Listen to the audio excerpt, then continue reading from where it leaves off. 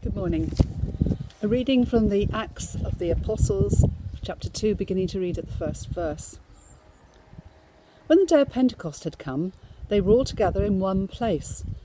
And suddenly from heaven there came a sound like the rush of a mighty wind, and it filled the entire house where they were sitting. Divided tongues as of fire appeared among them, and a tongue rested on each of them. All of them were filled with the Holy Spirit and began to speak in other languages as the Spirit gave them the ability. Now there were devout Jews from every nation under heaven living in Jerusalem. And at this sound the crowd gathered and was bewildered because each one heard them speaking in the native language of each. Amazed and astonished they asked, "Are not all these who are speaking Galileans? And how is it that we hear, each of us, in our own native language?"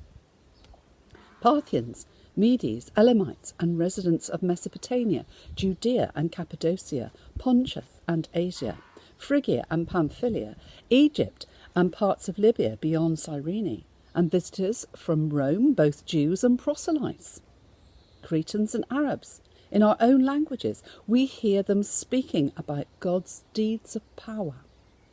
All of them were amazed and perplexed, saying to one another, "What does this mean?" But others sneered and said, "They are filled with new wine." But Peter, standing with the 11, raised his voice and addressed them.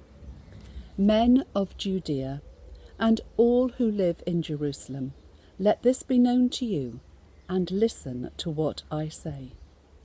Indeed, these are not drunk as you suppose, for it is only 9 o'clock in the morning.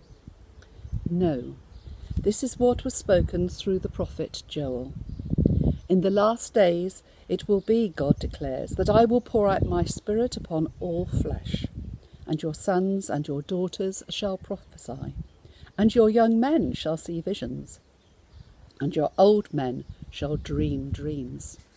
Even upon my slaves, both men and women, in those days I will pour out my spirit, and they shall prophesy.